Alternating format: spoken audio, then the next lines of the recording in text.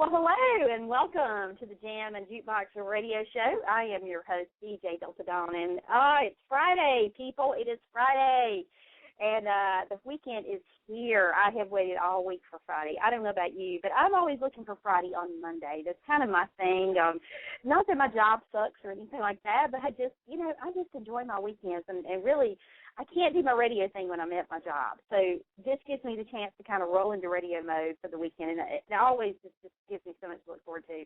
And on top of that, I think spring has finally arrived for everyone out there. And we have had, in the Carolinas here today, it's been 85 and gorgeous. We had horrible storms that came through last night. I know a lot of people in the Midwest and, moving eastward really dealt with some really nasty weather, but I'm happy to say I hope today where you are it has cleared up if you endured any of that. It certainly did here, and it's going to shape it up to be a beautiful, beautiful weekend. So as a lead-in to our great weekend ahead, we have got an artist tonight that I think you're going to be very, very ecstatic to hear from. I love her sound because it is a sound that, it's a little bit like when you hear her music, it's kind of mystical. And there's a little bit of a Celtic sound. And then, if you've ever really fell in love with the band Evanescence, her sound is just a great combination of many sounds that make up this wonderful artist known as Shauna-Burns. Hello, Shauna.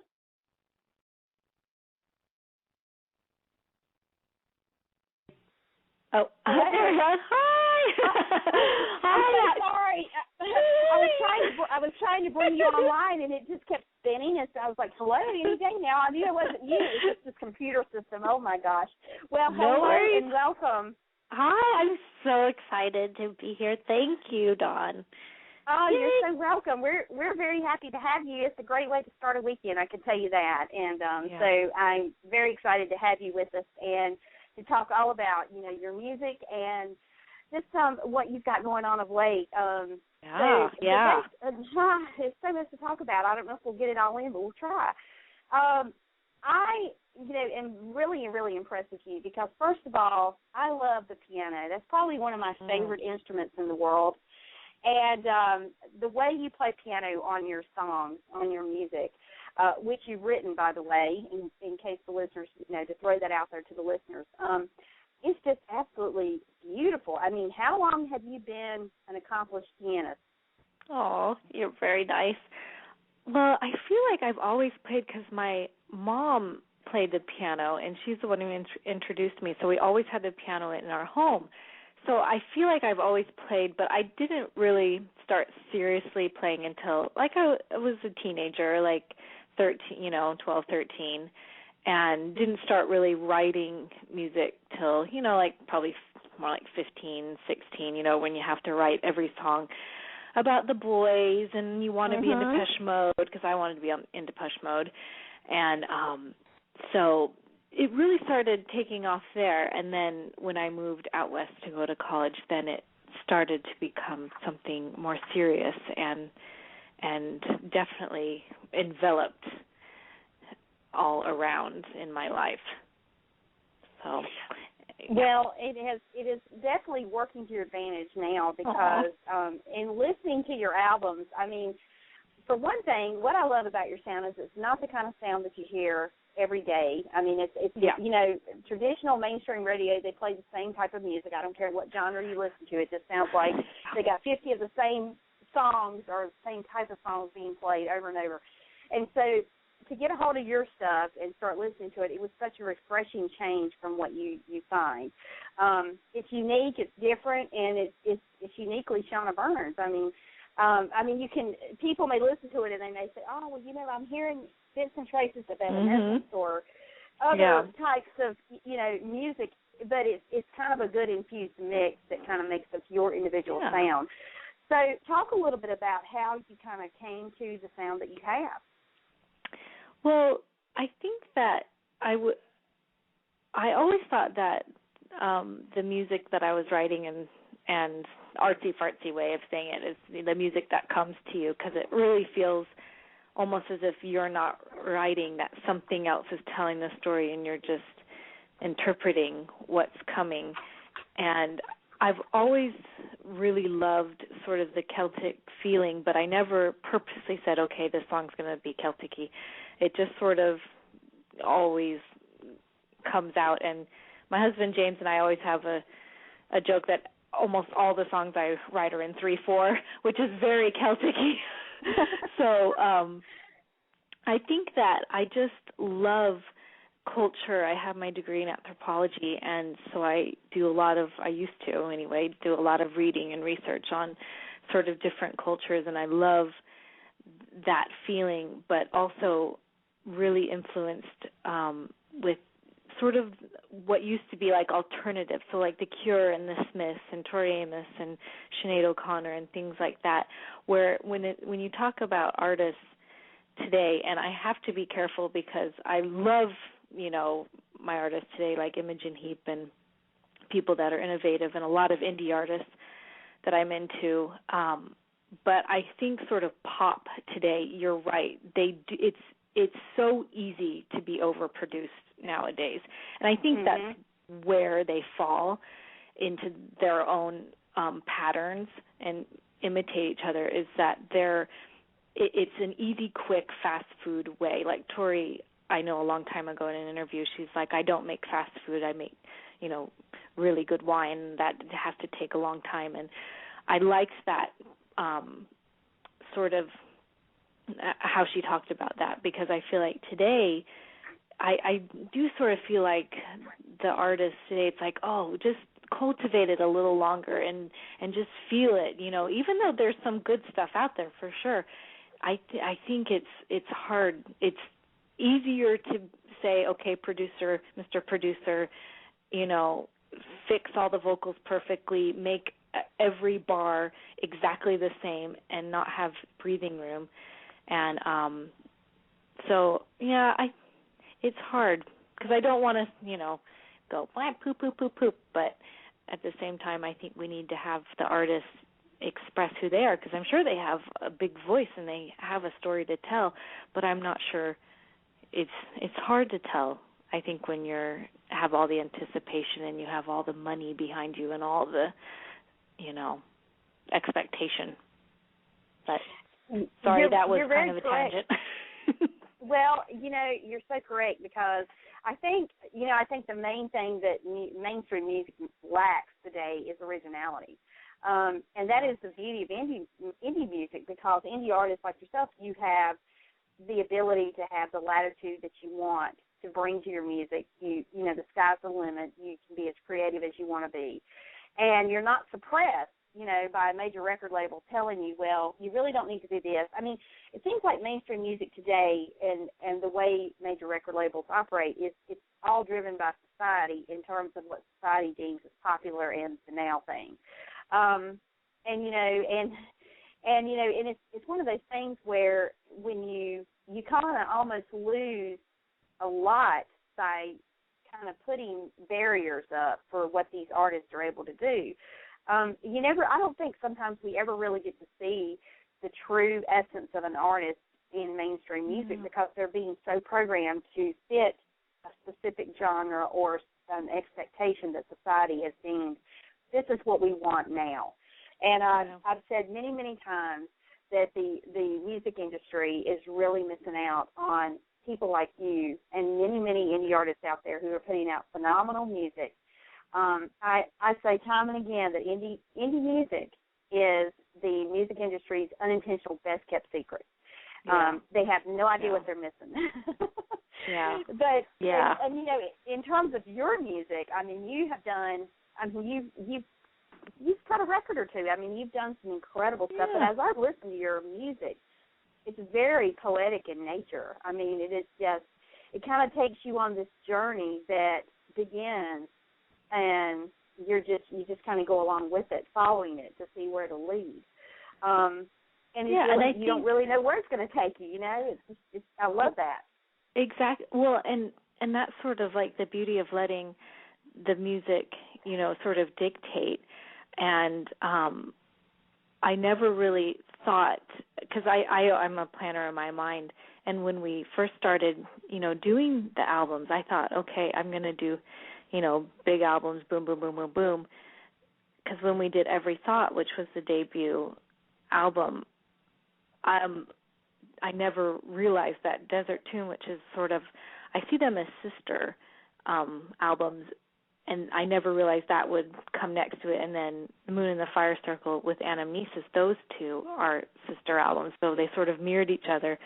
And I didn't realize that until you start going and making the music and going into the studio. And after that, I was going to do a really big album, and then the Christmas album, A Winter Gathering, came forth. So I always think I'm going to plan in my head, okay, this is what we're going to do.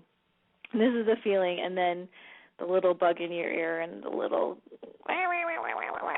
you need to do this, and then you follow. You just sort of go with it. And I think our journey it's felt really natural, and I'm happy with it, I think. Well, that's the main thing. Yeah. But it's interesting that you would say that, because you kind of let your music lead you. And as a listener of your music, I think we're getting the same result. I mean, we're being kind of led where the music is taking us as well. And it does, and I love that, because you really don't know what to expect next. And again, not making comparison to mainstream music, but a lot of times what's coming. I mean, when you have a general sound, it's predictable, and this is not. Your stuff is so good, and so and that is great inspiration for your records, because you may have an idea of how you want an album to be, but it kind of takes on a life of its own, it sounds like. Yeah, and that sort of leads us to the next journey, which I am just for getting ready and getting all the ingredients to actually do the next big project. So, and I've just sort of figured it out, and sort of putting the ingredients together. So I feel like at this moment, even right now, it's starting again. So the process and the ingredients and everything that goes into it, we're starting again. And so it will be interesting to see where this journey leads, and where it takes, because you sort of have a blueprint and you have an idea, but the music kind of tells the story. And I think, going back to the Celtic feeling, I think what sort of brings us back to a lot of that, my niece Caroline Kemper, who plays harp, when you ask certain people to play certain instruments, they bring with it the frequency and what, all of their talents. And the one thing when we record that's important is that we let them do their thing. I'm really crappy at, doing here's a page of music, play this. I'm really crappy at it anyway, so I'll use that as a little excuse. But it's more, I want, the person that plays the music they know their instrument the best, so they can feel and get it done. So, and I think that's another reason why for me it's so fun, because songs actually morph even what I think sometimes because of their input. Oh, yeah. It's interesting, because as we were sitting here talking, I didn't realize until right now, over the holidays last year, on our indie music show that we do weekly, I was playing all holiday music at one point. And I remember playing for the audience on several occasions, several weeks.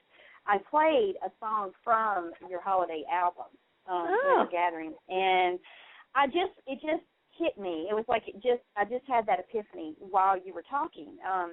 And when you said what you did about the Christmas album, I was like, wait a minute, that sounds familiar. And all of a sudden it hit. It made sense. Your album, A Winter Gathering, I did play Carol of the Bells from that quite a bit through the holiday season last year. And, oh, my gosh, I had no idea up until right now on air. Yeah, so I'm making this admission on air. But in truth, that I remember raving about, that is my favorite song, instrumental song during the holiday season. The Carol of the Bells. instrumental. Yeah. There's just no, I mean, I can tell you there are many versions of it, but I remember telling the listeners that was one of the best versions of that song I had ever heard. And, I mean, the music on that is just lovely. It's just beautiful. And actually, I'll be playing some songs from your albums before, as we wrap the interview, but I'm uploading this song now because I've got to play it for the listeners and say, hey, I'm connecting the dots, But seriously, I mean, how, in comparison to, like, taking an album, say, like your Moon, and Fire Circle album, how hard was it to do, like, trying to recreate something that had already been done versus doing your own material? Yeah. And trying to put your own spin on it, Well, for me it's tricky because I find it sometimes difficult if I don't really love the song to get into it and play it, because I sort of approach it a different way. When it's not my music, I just sort of find out the gist of it, the key or the whatever, the chords. And then I rewrite the song, or I'll do a different arrangement, or I'll make it more sort of Shauna-ized. Where we've got Shauna version, 3/4, make it 3/4. No, we always do that. So with the carols, with the Christmas songs, those were legitimately the songs that I love to play at holiday time. There were a few that I wanted to learn new arrangements for, specifically like Emmanuel and Carol of the Bells. I kind of made the bridge a little bit different. And I just have to not completely rewrite it, but redo it, either tempo-wise or just, flourishes, something that makes it so I can play it. And it's just hashing it out. It's just going over it and over and over. And then one day, a chord will change, or a tempo will change, or something will change, and then it just clicks with me. And then I'll feel safe that I can play it freely, because, it's just the worst. You play an instrument and it's like, oh, do I really know this song? And then you start to doubt in your mind, and then you can't really play it. Where if you're comfortable with it and you're friends with it and you understand it, then it's easy to play. That's why I think, too bad I couldn't fit a Depeche Mode song on that album, because every Depeche Mode song I think I can play and make it my own. Have you ever considered covering any Depeche Mode or like a future album? I do. When we used to play a lot of live shows, and I did a lot of stuff live, but I'll think about that. One of my favorite indie bands, Color Theory, his name is Brian Hazard, he did a Depeche Mode cover album, which is amazing. I mean, you honestly think you're listening to Martin Gore sing. But I'll have to think about it, because it would be totally different. It'd be like acoustical goth version or something. But I know. I always have to talk about Depeche Mode and like Tori and Sinead. Like, that's all I talk about. Is it safe to assume that Depeche Mode and Tori are two of your biggest musical influences? Yeah. Even today, I think so. Yes. Oh, yeah. Tori has always just been a phenomenal pianist herself. I mean, she's had some very unique and different. Her style is so unique and different, and she's always set herself apart from kind of the rest of the music industry, if you will. She's just huge. I mean, in terms of her popularity and her music style, people love it. And I think one of the reasons why they love it is not only the fact that they recognize she's so immensely talented, but it's so different from the norm, you know, and people love, I think people love something that's new and different and fresh. You know, and I think people really do get excited when an artist brings something completely different to the musical realm that's not been done before or is not being done currently, you know, and that's always the key, I think, sometimes. Yeah. You know, yeah, and that's not, a huge risk. They're not afraid. No, that's a huge risk for an artist. So when an artist can do that and be successful, then it really does. It really does tell the tale as to, you know, their ability to be creative and not be afraid to take it to the next level, which I think is always. It is risky, but if it works, it's a beautiful thing. You know, it's great for the artist and it's great for the listeners as well. Who are some of the people you would love to collaborate with, say, on future projects or just in general? Like indie or people that are in the music people. Industry, be it indie or you know, like mainstream. I mean, if you had your pick, who is someone that you or a group of people, rather, I guess I should say. I don't know that you could narrow it down to one, probably. Oh my gosh, I know. Well, there's a couple.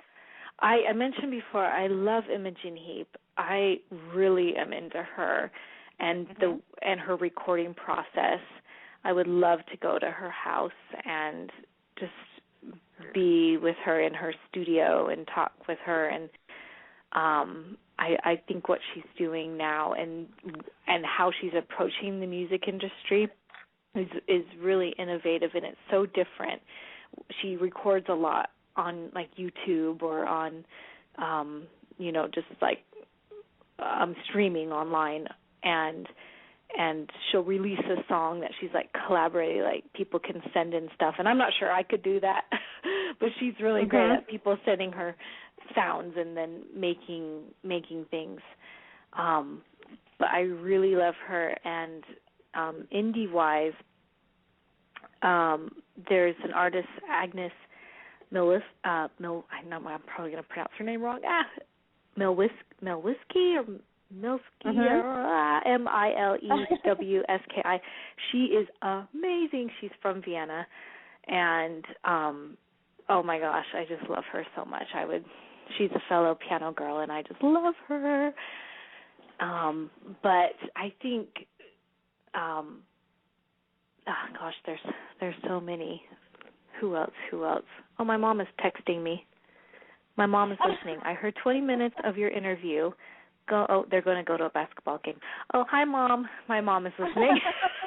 Oh, she's listening. Hello, Mom. Thank you. Well, if you want to know the truth, my mom is called in and she's listening. She doesn't talk live on air or anything, but she doesn't have the internet where she lives. So, you know, she's just recently kind of gotten into, you know, listening to my shows, and I guess she like called in and one day, and I said, now do you really believe that I do interview these people? Because I never doubted it for a second. So she's now, you know, kind of gotten into this habit of calling, and it's really cute. But, she's like listening right now. Hi, Don's mom. I know. Isn't this great? Like, my parents, they, you know, because we all have iPhones and stuff, you know, they're like constantly FaceTiming and I mean, it's mostly they want to see our little boy, and they always want to say, "Oh, we want to see boy," and it's so funny. I love it.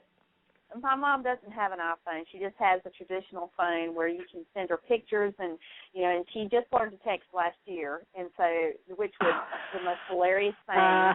And you know, now she's a texting beast. You know, she texts us everything, which now it's really become this major convenience. You know, because now it's like if I'm at work in a meeting and she texts, I can at least read her text. You know, I don't have to miss her call. So it's really become enormously convenient. I'm kind of glad she learned. Yeah, we had a running joke for a while. She's listening to me say all this, so she'll probably call me when I get off there. Why were you talking about me? Weren't you supposed to be interviewing that girl? I can just hear her. No, we're talking about texting now. Okay, and and it's so true. My mom will text me, but she won't just text like now.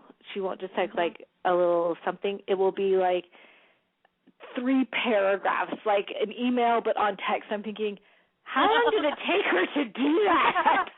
She must be pretty fast, huh? She loves it. And we I have, know, my mom really loves it too, although I would love to get her an iPhone. Of course, my children go, they kind of raise their brows like, are you sure you really want to do that? You know, just so she could get the real feel of the whole technology thing, you know. And it's so easy. I think the iPhones, and I mean, I don't know anything about the other ones, but they're so much easier than they sort of appear on the outside. I mean, it's just, that's true. Everything is self-explanatory. I am a big fan. When I'm off there, she's going to call me and go, I don't want an iPhone. I like my little phone. That's exactly Dawn's what she's mom, going to tell me. I promise. My parents have an iPhone. They can do it. My dad is like texting, and if they can do it, anyone can do it. It's so easy. Dawn's mom, I know. You can really, do it. She would love it. She would love it. There would be no turning back. But, you know, I'm not sure I want to take that step with her yet. So we'll give her time to get totally acclimated to the whole texting thing. But back to you. Yeah. I could have a 2-hour show on my mom and all the things that we do as a family. And that would be quite that would have to be a whole other show in another realm, you know, just the comedy annex of Dawn and her family. But anyway. Yes. Now, one of the things I wanted to talk with you about was, you know, I know that you have toured, you know, across the U.S. and in the U.K. And so what was it like for you the first time you traveled to the U.K. to tour? Well, yes, James and I actually lived in London for a little while, so we were familiar, and he played in bands over there. So we were kind of familiar, and then we went back a few years later and did a handful of shows. And luckily, we knew some people that, you know, could help us, you know, with the logistics of it. Mm-hmm. But it was really nice. One of the best shows, meaning like just it was so poignant and kind, and everyone was so lovely, was this little show that we did. I mean, there was a good amount of people there because it was like a showcase kind of thing in Oxford. Mm-hmm. And, it was so neat because it was all really different people and venues, but this one in Oxford was just really, really special. So, and you get to, you know, talk with people that, you know, that would never have heard you or your music, you know, other than being right there. But yeah, it's really fun in a lot of different ways because you're, from a technical aspect, it's really funky, like dealing with the different keyboards and things like and plugs, and making sure like your gear actually will work when you plug it in and things like that. But the people it's so fun, and I love it.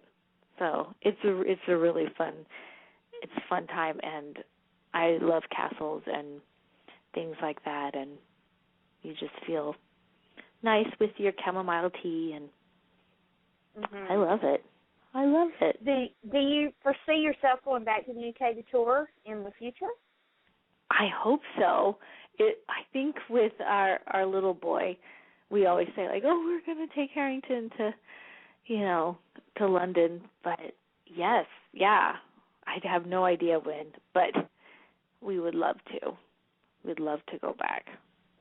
Well, speaking of tour, do you have any upcoming plans to tour, you know, this year in the U.S.? You know, we don't know. We're going, so right now, what we're doing, James and I are putting together the next project, and it's sort of been a long time coming because this I wanted to do. The seeds of this have been growing for a little while, and this is what I wanted to do when we did the Christmas album, but then for a lot of reasons that just felt like the best thing to do then. And so right this second, that's what we're focusing on. We're going to do like a marathon, you know, get it done super quick, and fingers crossed everything will go smoothly and it will be released later in the summer. And so once that we get, all of those nuts and bolts, we'll look at some show dates, because we actually haven't really played a show in a while, because we had Harrington, and we're getting that established, and we were getting studio stuff, and finishing up with the Christmas. So we would love to. So that is what we're doing right now, is putting everything together. So, well, that sounds great. It sounds like by the end of the year you will definitely be out on the road somewhere. So, something, hopefully, right. hopefully. Well, if you ever get to the East Coast and into the Carolinas, please let me know in advance, because I would love to come out and see you perform and some of your music. I think it would be awesome to see you live. Oh, thank you. Oh, we love it. We love it on the East Coast. I mean, I'm from Florida originally, so I feel like I'm an East Coaster, pretending to be a cowgirl, which I kind of am, because I do have ancestry, cowboy-cowgirl. So, my parents are from the West, so, but I still feel like I'm an East Coast person. I don't know. Yes. Yeah. Anywho. I know, and it's funny, because I think you're about the only person that I've talked to on air that's never asked me when they call. They're like, "Now, where do you live?" Because my accent, they can tell I'm somewhere from the South. They just don't know where.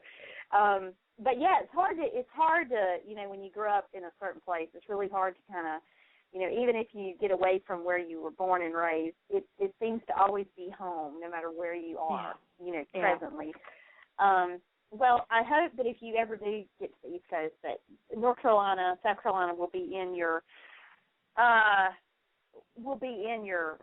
on your radar, I guess is what I'm trying to say, because I would love to see you perform for sure. I know. Oh, I'd love to. One of the fascinating things I wanted to ask you about is on your EP. Now I'm going to probably say it. It's Anamnesis. Did I say I know. correctly? It's such a goofy name. Yeah, Anamnesis. Yeah. Anamnesis. Okay. I love the cover artwork. Talk a little bit about how that. I mean, even the inside cover is just really gorgeous. And what did it take to put that together? Because it looks stunning. You look great on it. Oh, it's perfect. Thank you. Well, so Anamnesis, which, I took a real chance. I totally agree. It is a tongue twister of a name. And the artwork was done by a photographer, and his name is Nick Adams, and he's from Southern Utah, and he was introduced by a mutual friend, and we really liked this idea. Anamnesis is, about recollecting a memory from that your soul had. And so we wanted to sort of, the first song on the EP is called Smell, which is, to me, it sort of invokes sort of like a gothic feeling to it. It's about recollecting sort of sense and the senses of recalling memories. So that was sort of the inspiration for the photo shoot. And I've never worn so much makeup in my life. And I've never, since that day, I don't even think I have. And we went to different places around southern Utah at different points of the evening. And honestly, it's the magic of his photography and just the angles and where we were in the desert. And one of the shots, I think it's the inside shot, it was actually a place where a fire had gone through and like burnt out all the trees, and it was completely freezing. And but it just sort of invoked this feeling, and it's one of my favorite shoots that we've done too, just because it's so different. It's like the polar opposite of what we did for Every Thought, which was like completely off the side of the road, kind of like, here, let's go here. And but yeah, and the funny thing about the cover is that I wanted another picture for the cover that we ended up doing for like the posters and things. But my mom, talking about our moms, my mom said, yes, whatever you want is fine, but if you don't do this one as the cover, I'm never speaking to you again. Mom ruled. So I was like, okay, Mom. So that's the reason. To agree with your mom, I love the cover. I mean, the way they did your makeup and everything, just your whole look just fits the album, and it fits truly what I think you were wanting to project by, the background photography and even the inside cover. I mean, it's just so perfect. I think if you'd had anything else there, and it really does, it showcases that this is your album. I mean, this is, this is the kind of music you produce. I mean, it was perfect. I think your mom was spot on in that way. Thank you. And, thank you so much for even talking about the artwork, because so much, especially with, a lot of thought went into Every Thought and Desert Tune, but a lot, from Moon and Fire on, those 2 albums, or 3 albums,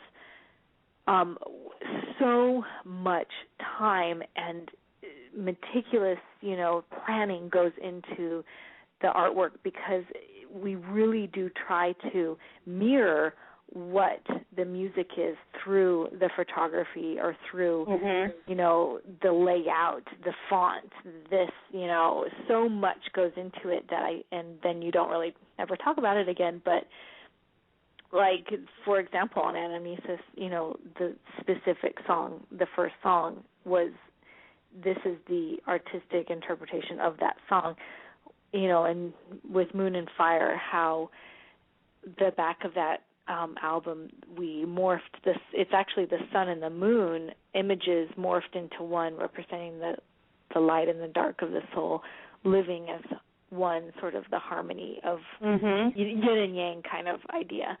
And each album has their own little special thing that sometimes it gets lost in talking about other things, but it's really, really important to us that, every little detail, you think and you obsess over. So it's fun. Well, it's fun. it's the first thing people see before they ever hear your music. If they pick up the album and they haven't heard the music, and you want that to have the right projection and impression, just like you do your music. I mean, it is something that I think a lot of people don't think a lot about, but it to an artist, it's just as important as the music, because you're wanting to convey the right message, and the right thing that you're trying to put out there, and I think it's very critical. I remember back in the day, when albums were all the rage, and it seems like now we're getting away from the CDs, and it's just all digital downloads. But, I just remember back in the day when you had your record stores and you'd go, one of the highlights was going and looking at all the different album covers and seeing the artwork and just seeing, especially if it was a new album that came out from your favorite artist, favorite band, just going to the record store to see, because you didn't have social media, so you didn't have all these newfangled ways to see this stuff, and just taking in the art and trying to figure out what does this art mean in relation to the name of the album. And that was always such a big mystery, but it was such a fun thing to do, because that was kind of half the beauty of music back then was, what does this album mean? What does the cover mean in relation to the album title, the album itself? And that's kind of gotten lost with our digital age that we live in, where people can just download a song at a time and they don't give thought to album covers. But I think it's neat that you still place emphasis on that, Yeah, and you're so right. I think what people are moving more towards is that the website becomes the album artwork, and so that they try to recreate, I think, what we used to do, getting the CD jackets and getting the albums and things like that. And I think it is important. It tells a story, and I remember I don't know if a lot of people even still do this. They'll like wait. I'll wait and I'll get the CD and not listen to it until I can like put it in and then read along the lyrics and look at the artwork and just totally be absorbed. Where, yeah, like you said, nowadays it's, I'll just download a song and then never look at anything. The album art and the lyrics and all that used to be packaged inside of an album or an LP back in the day, right. As they were once called. That's so far removed from music now, it's not even funny. But that was kind of part of the experience was, you're reading the liner notes as you're listening to the album, and the liner notes included what went into the making of that album. It was the backstory. I mean, there were no websites for these artists, and none of the things that we have today, none of these resources that social media gives us. So it was just always kind of part of the album buying experience, and it was just unheard of or unthinkable almost to think you just go pick up the music and there would be nothing else there to contribute to that, one song. I still can't. Right. I still have problems buying one song. I can't do that. Like, I have to be fully invested in the whole entire album. And just recently, James, my husband, downloaded one song here, one song here, one song here, one song. And I'm like, one song? Where's the album? Where's it? He's like, no, it's just one song. I just liked one song. I'm like, he's much more up and up on everything than I am. He knows everything about everything, and I'm like, where's my old music? Exactly. Where are the days of the old? When there were record stores you could actually go to and things like that. I do miss that. I know. I mean, as convenient as it is to download music now, it just kind of has taken the fun and the thrill out of it. For me personally, I've been a music lover my whole life, and my mom's listening, and she can certainly attest to that. But, I mean, it's just it is amazing how the music industry has changed and how it continues to change even as we speak. I know. So what other great, exciting things do you have in the works of late other than, I know you mentioned you've got, you're working on some new music for a new album, and that's kind of coming together, but do you have any other projects? Are you going to be making any videos for any of the music that you've either done or for the new stuff? Yes. I am hoping to do a handful of videos. I also want to do sort of the documenting of the recording process. We did this really extensively with the Winter Gathering and put together a few snippets, and I find it really interesting when I see other artists, like I said, Imogen Heap. She documented, when she did her last big release, from beginning to end. And I've watched those over and over and over. I think that's really fascinating. So definitely videos of that, videos for the music, and even sort of just images to the music, things like that, just that sort of represent what the music is. I call them collages, things like that. But yeah, I love that. It's also a really good way for indie people to get their music out in different forms, even if it's not just like a classic video, but just something with your music on it. It's just another resource that I really like. I love the visuals. Well, and the great thing about documenting it through video, the making of your album, is that's a great resource tool for you, to draw upon for future albums, or, a great thing to show your son one of these days and look and say, look what we did and this is how we did it kind of thing. So, it's a keepsake that will always mean something to you and something that you can build upon, because I think it's always great when we can see ourselves, especially on video, doing what we love. It helps us to perfect our craft. It's like doing these radio shows. I go back and listen, not always, but I do listen, and I try to listen to those things. Okay, where can I improve? it is very helpful. Some people hate to go back and listen to themselves, whether it be singing or what have you. Yeah. But I think it's incredibly helpful. It's not vain. It's not being in vain at all. I think it helps if you want to perfect what you're doing or try to get to that point. You're so right. And we used to actually, when we did band shows, I would try to record every show that we did specifically for that. And it's exactly, we would do that. The second we got in the car or got back to the hotel or wherever, we would, watch at least part of it. And you're absolutely right. And I definitely have to pretend like I'm listening to somebody else because it's like, oh my gosh, I'm so sick of my voice. And and just, and plus it's like you get self-conscious and, like, I sound weird. And so, but yeah, I totally agree. We used to do that all the time. Oh, yeah, for sure. Well, it sounds like you have got some great things coming, and I'm so excited to hear how your 2013 is already shaping up. I know, it's going to be busy. Like I said, it's going to be a marathon because normally I like to take months and months and months and months and months and months and really ponder, and things just got to a slow start because I'm a mom now, and it takes literally 100 million years to do anything. Yeah. Like, literally, I usually don't shower until 4 in the afternoon sometimes. Now, how old is your son? He just turned a year. Oh, He wow. just turned a year on St. Patrick's Day. Oh, well, happy belated birthday. I have a grandson, and he is about to turn a year in about a week and a half.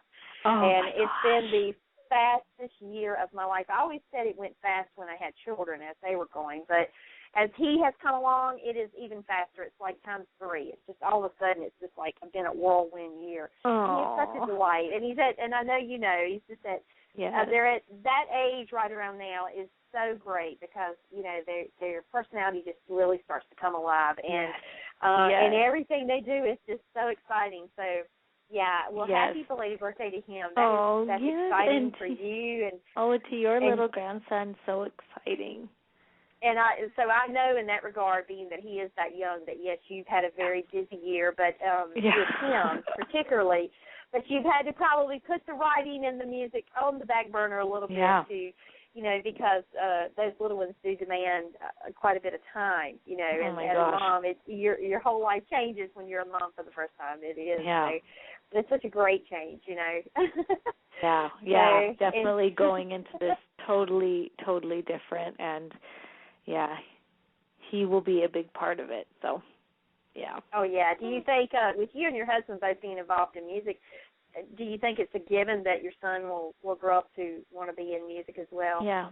He is completely obsessed with drums. My husband plays the drums.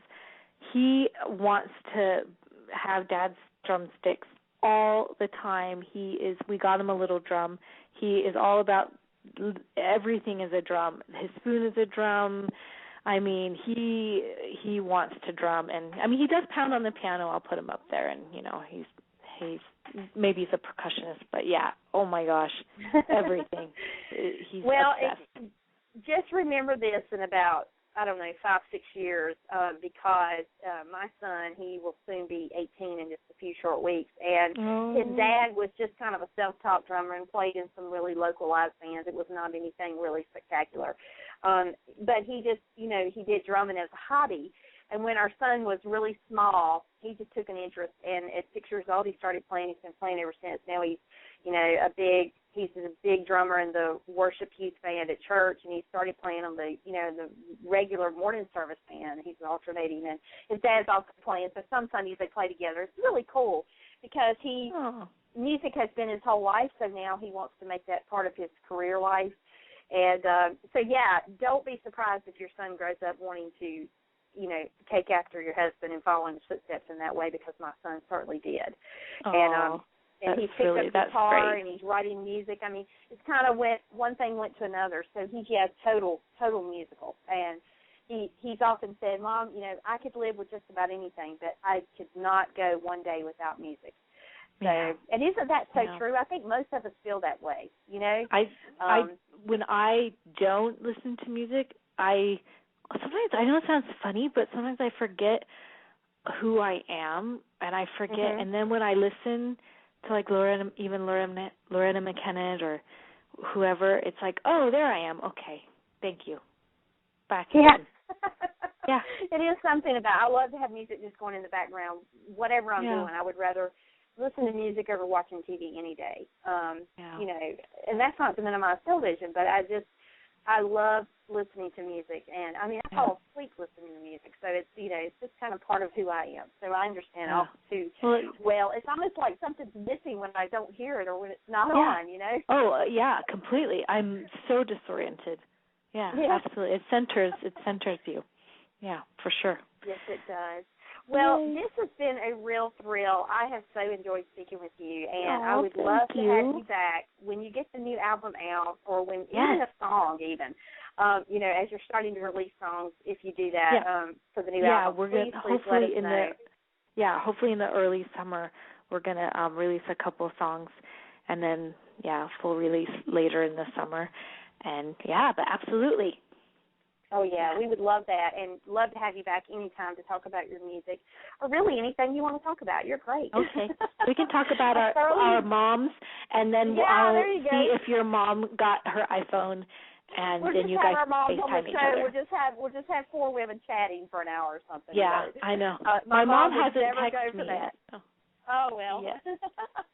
Me. Well, this has been great, and I wish you all the best this year. I know that, you know, it already sounds like things are off to a rolling start, and being a new mom and trying to continue your music, I mean, that is a feat in itself, but I have every belief that you will continue to be a success. So best of luck to you and your husband as you continue on in your musical endeavors. But we definitely want you back when your next big thing comes out, for sure. Oh, thank you. I really appreciate it. It's been so much fun. Thank you. Oh, you're so welcome. Well, you take care. Have a wonderful weekend, and we'll be in touch with you again soon. All right, sounds good. Thank you. All right. Take care, Shauna. Okay. Bye-bye. Bye. Oh, we've been chatting with shauna-burns, and she is just absolutely awesome. I love interviews like this where we have, you know, we talk about her music, but we were able to talk about some other stuff, and it makes for a really fun conversational time, and I hope that you enjoyed that as well. You can check out Shauna at her website, shauna-burns.com. You can also follow her on Twitter at shauna-burns, and check out her music. She's got her music uploaded. I think she recently redid her website. It's really cool. It's got a lot of neat content on it. But, you know, you will love her music. And speaking of her music, we're going to play some of her music for you right now. I've got a couple songs I want to play. We mentioned earlier in the interview that I had the epiphany moment right here on a Friday night that over the holiday season last year on our Indie Artist Showcase show, we were playing, you know, holiday music in its entirety for pretty much the whole season. And so I didn't realize it until our interview tonight that I had actually played some of her music and just connected the dots. And one of the songs off of her winter album, she did her own rendition of Carol of the Bells, which I just said was absolutely phenomenal. So I want to play this for you now. I'll play this, and then I'm going to play a song off of her, let me get the right album, because I've got so many albums here. This is off of her Moon, the Moon and the Fire Circle album. I'll be playing a cut off of that. So enjoy.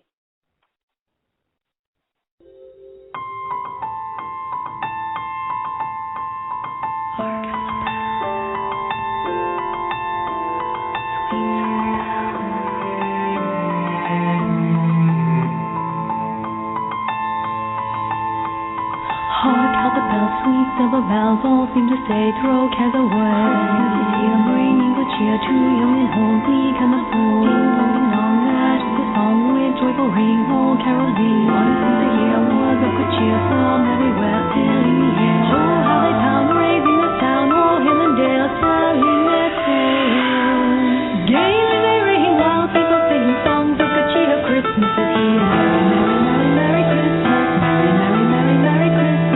On they send on without end their joyful tone to every home. Oh, count the bells, sweet silver bells, all seem to say, throw cares away.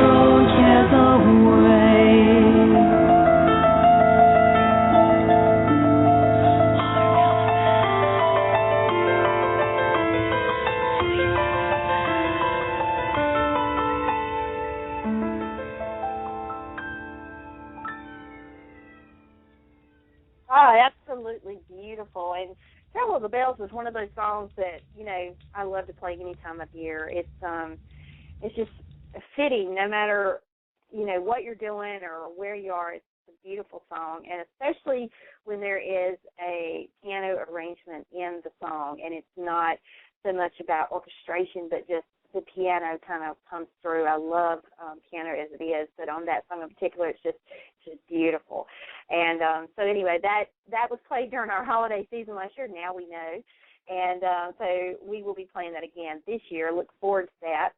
And up for you now, I've got another song, and this is called Bloom. This is off of her The Moon and the Fire Circle CD.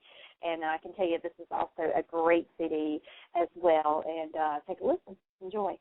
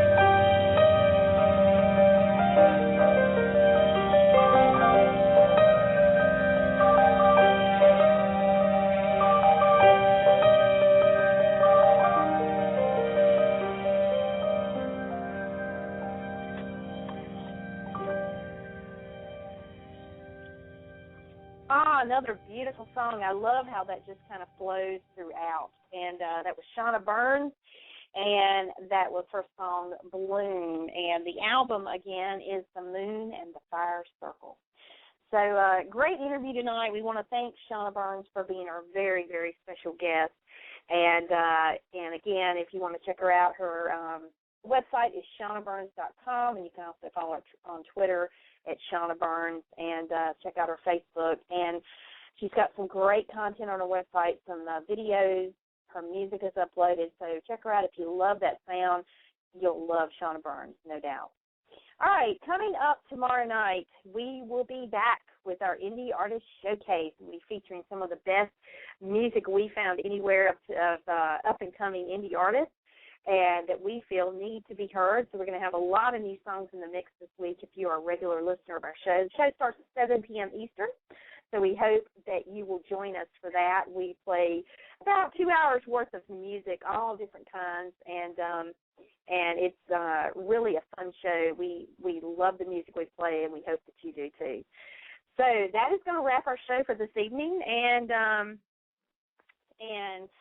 we really appreciate you tuning in and listening to us. If you're brand new to our show, welcome aboard, and we hope that you will not be a stranger. You're welcome anytime, so please listen in anytime. And you can follow us on Twitter. We are Jammin Jukebox. You can also check out our website for all of our upcoming guests, thejamminjukebox.com. And you can find us just about anywhere. And if you're listening and you know of an artist or a band in your local area that you feel needs to be heard, please email us. Let us know, or have them email us. We're always happy to promote the music of indie artists, and it doesn't matter, if they're playing in the local bars in town, if they are, trying to get their music out there, we're wanting to do all we can to help them be heard. And our email address is music@thejamminjukebox.com. So with that, I'm going to say good night, good evening, and enjoy your Friday, enjoy your weekend. And we will be right back here again tomorrow night for Indie Artist Showcase at 7 p.m. Eastern. I am DJ Delta Dawn signing off and wishing you all a very good night. Take care. Thanks for listening to tonight's show. You can connect with Jammin Jukebox Radio Show on Twitter at Jammin Jukebox or on Facebook at Jammin Jukebox Radio Show. Check out our website at thejamminjukebox.com. Also, follow us on Blog Talk, where you will be always up to date on every episode as we add it. Each episode is available for immediate download upon the conclusion of each broadcast, and as always on iTunes. Thank you for joining us. Tonight's show has been brought to you by One Taste of Main Street Cake Shop, baked from scratch, custom-made cakes and cupcakes, and you'll be hooked. Every cake is made to order with only the finest and freshest ingredients. This is no ordinary bakery. Cakes are never pre-made. Main Street Cake Shop is in demand, having provided cakes and cupcakes for numerous prestigious events, bridal fairs, and venues. Owned and operated by April Murray, she has garnered many awards for not only her exquisite cake designs, but also for their incredible taste. If you're looking for a cake for any occasion, or cupcakes in a variety of flavors, then Main Street Cake Shop is the place. Visit them on the web at mainstreetcakeshop.com.